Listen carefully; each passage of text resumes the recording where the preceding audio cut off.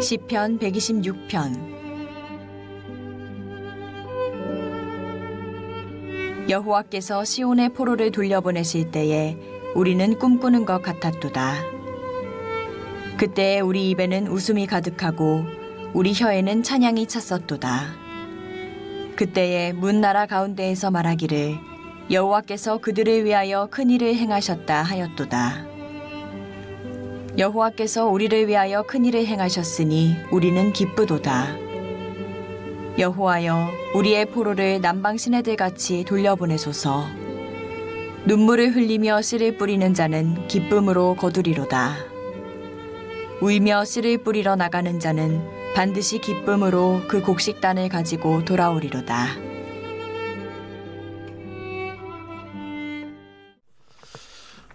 오늘 새벽에 여러분 참 잘 나오셨습니다. 이렇게 새벽에 나오는 것이 쉽지 않은데 오늘 이른 새벽 미명 하나님 말씀 앞에 나온 여러분 모두를 축복하고 또 환영합니다. 새벽에도 오시는 하나님의 놀라운 은혜가 여러분 가운데 가득 넘치게 될 줄로 믿습니다. 오늘 시편 126편 말씀인데 참 놀라운 말씀이 아닐 수가 없죠.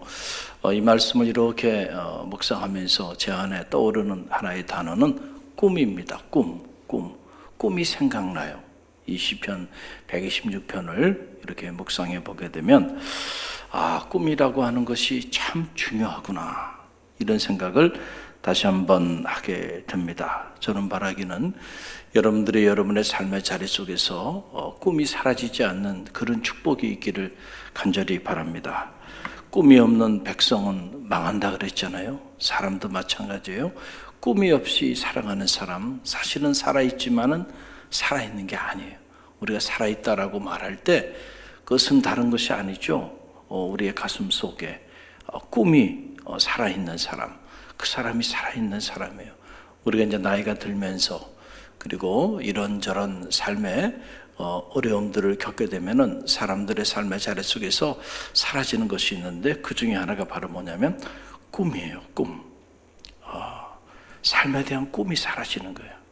과거에는 이렇게 큰 꿈도 가지고 살았는데 그런데 이 나이가 들면서 그리고 이런저런 어려움들을 이제 겪다 보면 그 사람들이 더 이상 내 인생의 미래에 내가 어떤 꿈을 꾼다고 하는 것 자체가 그것이 가능하지 않다라는 그런 생각을 자꾸 갖게 돼요. 그래서 자기 삶에 또 자기 가문에 또 자녀들에 대한 교회에 대한 이런 꿈들을 잃어버리고 그렇게 살아가는 경우들이 있는데 저는 말하기는 여러분의 삶에 그런 비극이 없기를 간절히 바랍니다. 가장 불행한 인생은 꿈이 없이 살아가는 인생이에요. 그래서 저도 늘 기도하면서 아무리 힘들고 어려워도 하룻밤도 꿈을 꾸지 않고 잠들지 않게 해달라. 그 어느 날도 꿈을 포기한 상태로 그렇게 새벽을 깨우지 않게 해달라고 기도하고 있어요.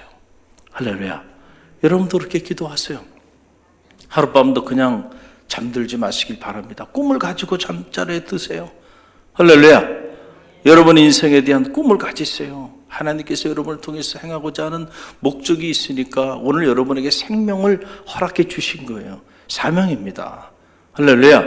만약에 여러분이 이 땅에 존재할 이유가 없다고 한다면 하나님 벌써 여러분의 생명을 걷어가셨을 거예요. 그러나 우리에게 더 이상 더 살게끔 생명을 주셨잖아요. 우리를 통해 이루고자 하시는 하나님의 계획이 있어요. 이건 다른 말로 말하면 우리를 통해 이루고자 하시는 하나님의 열망이고 하나님의 꿈이에요. 저는 여러분이 그 꿈을 이루어드리는 성도들이 되시기를 간절히 바랍니다. 하나님은 우리를 통하여 이루고자 하시는 꿈이 있는데 우리는 스스로 그 꿈을 포기하고 산다면 그거야말로 하나님 앞에 신성모독이 될 수 있다라고 하는 그런 사실이죠. 우리가 꿈을 포기하지 않으면 나이가 들든 어떤 상황이 있든지 간에 하나님 앞에 부르심을 받는 그 순간까지 새벽 이슬 같은 주의 청년들로 살 수 있음을 여러분 꼭 기억하시길 바랍니다. 정말 나이는 숫자에 불과하고 하나님이 나에게 생명을 주시는 그 순간까지 꿈을 포기하지 않고 그 꿈을 이루는 그런 삶을 살아내는 우리 갈릴리교회 모든 성도들 되시길 바랍니다. 오늘 시편 126편의 말씀의 배경은 이래요. 기원전 537년부터 기원전 444년까지 바벨론 포로로부터 이스라엘 백성들이 돌아오게 되는데 1차, 2차, 3차에 걸쳐서 돌아오게 돼요. 바벨론이라고 하는 당시 강대국의 식민 통치를 받은 거예요. 지금으로 말하면 무려 70년 동안 식민 통치를 받은 겁니다. 그런데 여러분 한번 생각해 보세요. 우리가 일제 36년간 식민 통치를 받았어요. 그때 당시의 기록들을 보게 되면 사람들이 정말 독립된 나라, 이 나라에도 저 일제의 압제로부터 해방될 수 있는 그날이 올까? 그걸 상상한다는 게 사실은 쉽지 않았단 말이죠. 우리도 딱 2년 코로나 이 사태를 겪으니까 말이죠. 어떤 사람들은 아예 그냥 희망을 포기해버리는 사람들이 있어요. 이게 한 번은 괜찮은데 이게 계속해서 지속이 돼서 예를 들어서 한 20년 동안 이 바이러스 때문에 어려움을 겪었다고 생각해 봐요. 바이러스가 없는 세상을 누가 꿈을 꾸겠냔 말이에요. 꿈을 꿀 수가 없는 거예요. 36년 동안 일제 통치하에 살다 보니까 막 이름도 바꾸고 말도 바꾸고 그 사람들이 다 일본 사람으로 변화되어지고 일본 사람들을 위해 살았던 거 아닙니까?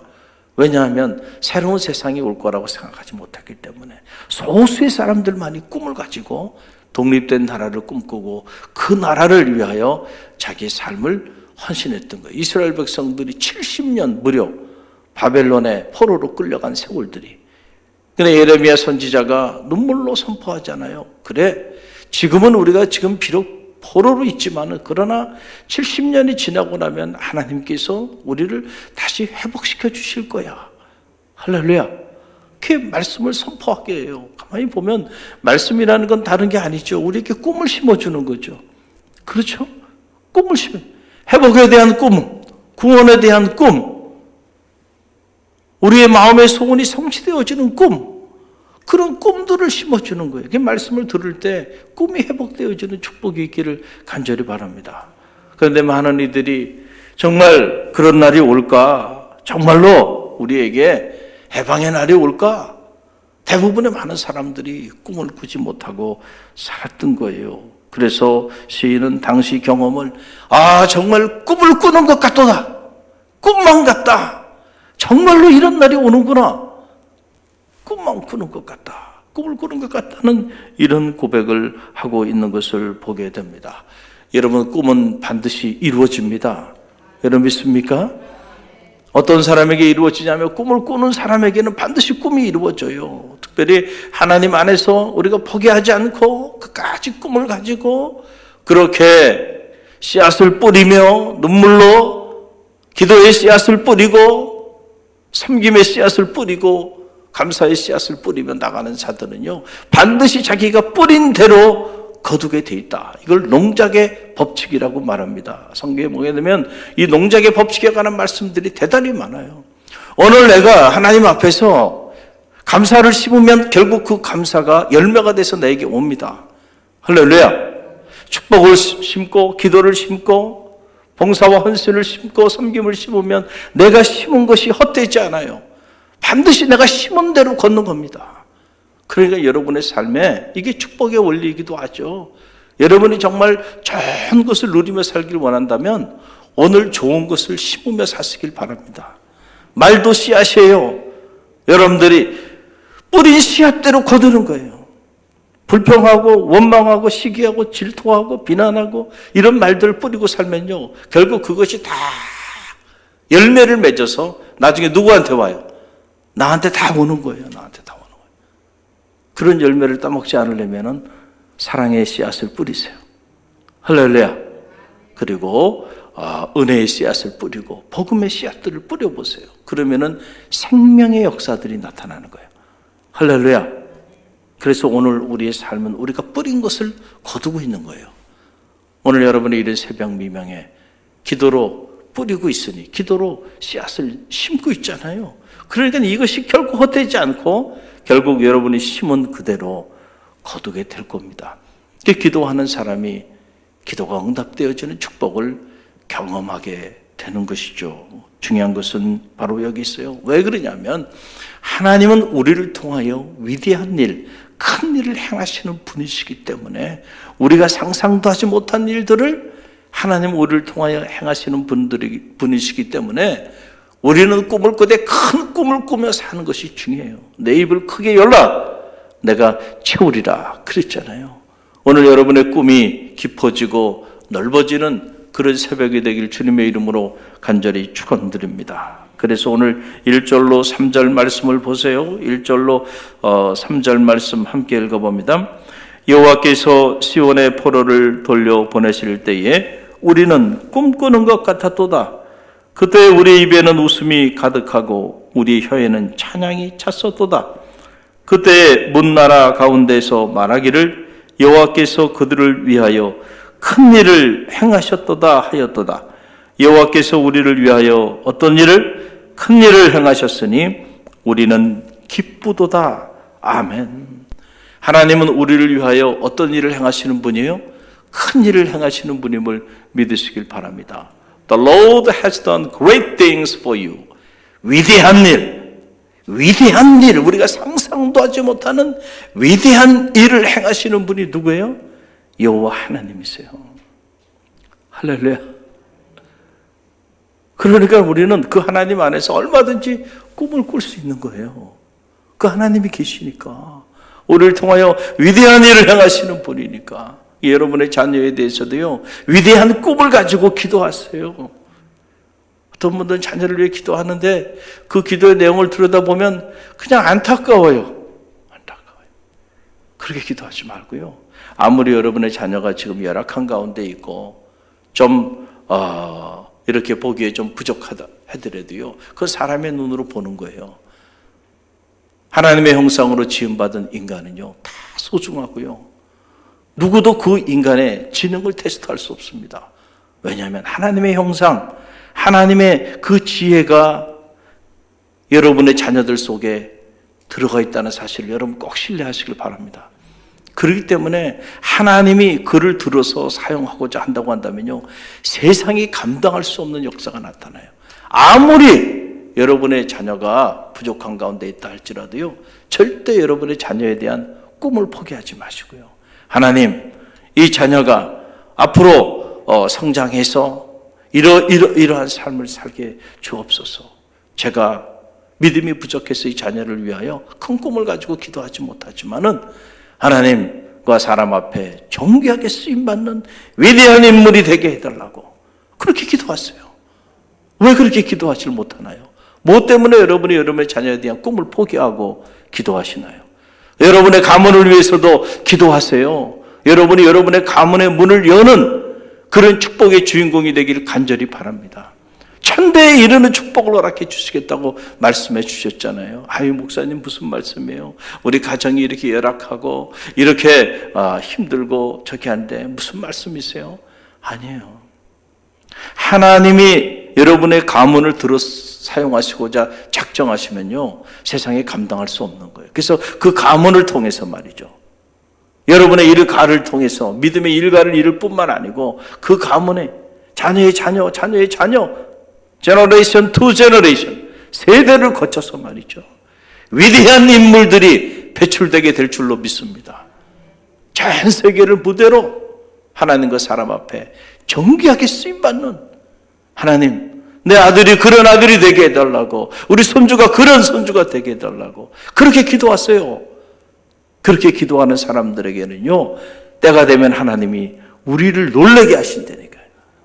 Great things, 위대한 일을 행하여 주신다. 그러니까 여러분의 가문이 그런 믿음의 명문 가문이 되기 위하여 여러분의 가문을 위해서 기도하세요. 여러분이 섬기는 이 갈릴리 교회가 기독교 역사에 정말 너무나도 소중한 그런 복음의 성지가 되게 해달라고 기도하세요. 그럼 하나님 그렇게 사용하여 주시고, 이 갈릴리 교회, 여기 아무아무개 권사님이라는 분이 여기서 신앙생활 했던 분이야. 그분 때문에 수많은 믿음의 후손들이 이곳을 찾고, 아무아무개 장로님, 그 훌륭한 장로님이 이곳에서 신앙생활 했던 곳이야. 그 사람들이 이것을 탐방하고 이것을 성지 삼아 찾아오는 말이죠. 그런 교회로 쓰임받게 해달라고 기도하면 이미 그렇게 쓰임받고 있지만 앞으로도 더 놀랍게 쓰임받게 될 줄로 믿습니다.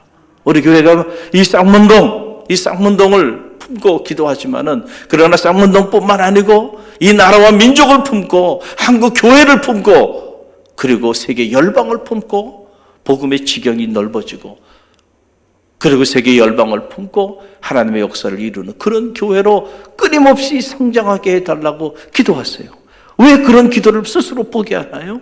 우리가 그렇게 기도할 때 하나님이 우리 그렇게 들어 사용하여 주시는 거예요. 할렐루야. 그러니까 저 탄자니아 착해 선물까지 우리의 사랑의 온기, 복음의 온기 그것이 전해주고 있잖아요. 이제는 전 세계를 무대로 말이죠. 저 필리핀 뉴즈림 교회, 그리고 아시아와 해외 선교 전체를 책임지고 있는 우리 CCC 김장생 선교사를 또 우리가 후원하고 있잖아요. 이미 우리는 그런 큰 무대를 품고 하나님의 역사를 이루어 가고 있는 거예요. 더 놀라운 역사가 일어날 수 있도록 큰 꿈을 꾸시길 간절히 바랍니다. 여러분이 꾸는 꿈만큼 하나님 그렇게 역사하시는 거예요. 우리가 하는 게 아니고 하나님이 우리를 통하여 행하신다. 그러니까 우리는 어떤 상황 속에서도 포기하지 말아요. 어떤 상황 속에서도 꿈을 포기하지 말고요.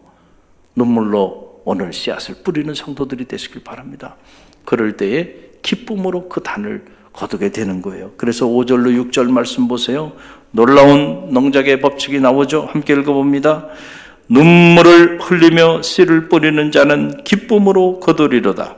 울며 씨를 뿌리러 나가는 자는 반드시 기쁨으로 그 곡식단을 가지고 돌아오리라. 아멘. 아무나 눈물로 씨앗을 뿌리는 게 아니에요. 아무나 눈물로 기도의 씨앗을 뿌리는 게 아니에요. 꿈이 있는 사람만이 할 수 있는 일이에요. 꿈이 있는 사람만이. 그렇잖아요. 여러분 농부가 꿈이 있죠.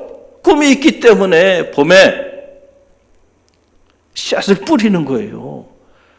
가을에 거둘 것이라고 하는 그 꿈이 있기 때문에 그 일을 하는 거죠. 꿈이 없는 사람은요, 절대로 봄에 땅을 경작하고 돌들을 솎아내고 그리고 씨앗을 뿌릴 수가 없다는 거예요. 꿈이 있기 때문에. 오늘 여러분의 이런 새벽 미명에 이렇게 나와서 눈물로 기도의 씨앗을 뿌리는 것은 여러분의 마음에 꿈이 있기 때문입니다. 할렐루야. 꿈이 있는 사람만이 할 수 있는 일이에요, 이 일이. 여러분의 삶에 꿈이 사라지면 어떻게 이 일을 새벽 미명에 다 피곤하죠, 다 힘들죠, 다 바쁘죠. 그런데 그 모든 것들을 다 내려놓고 하루에 첫 시간 하나님께 나와서 기도할 수 있나요? 여러분은 적어도 여러분의 인생에 꿈이 있는 사람들이에요. 그래서 저는 새벽 사람들을 좋아해요. 그래서 새벽을 깨우는 교회가 하나님의 역사를 이루는 겁니다. 틀림이 없어요. 꿈이 있어야만 할 수 있는 일이기 때문에 그렇다라고 하는 사실이죠. 오늘도 그 꿈을 가지고요, 눈물로 기도의 씨앗을 뿌려보세요. 하나님이 하지 못할 일이 뭐가 있겠습니까? 하나님이 터치하시면 위대한 일을 행하시는 하나님. The Lord has been great things for you. 여러분을 향하여 그 위대한 일을 하나님 반드시 행하여 주실 줄로 믿습니다. 오늘 눈물로 기도의 씨앗을 뿌리면 나가니 기쁨으로 그 단을 거두게 되는 그런 역사가 반드시 나타나게 될 줄로 믿습니다. 오늘 주신 말씀 붙잡고 다시 한번 여러분의 마음에 큰 꿈을 품고 하나님 앞에 기도하는 새벽이 되길 바랍니다. 그럴 때 정말 꿈을 꾸는 것 같구나. 여러분의 기도했던 것 이상 상상도 하지 못했던 놀라운 일들이 여러분의 삶의 자리를 통하여 반드시 나타나게 될 줄로 믿습니다.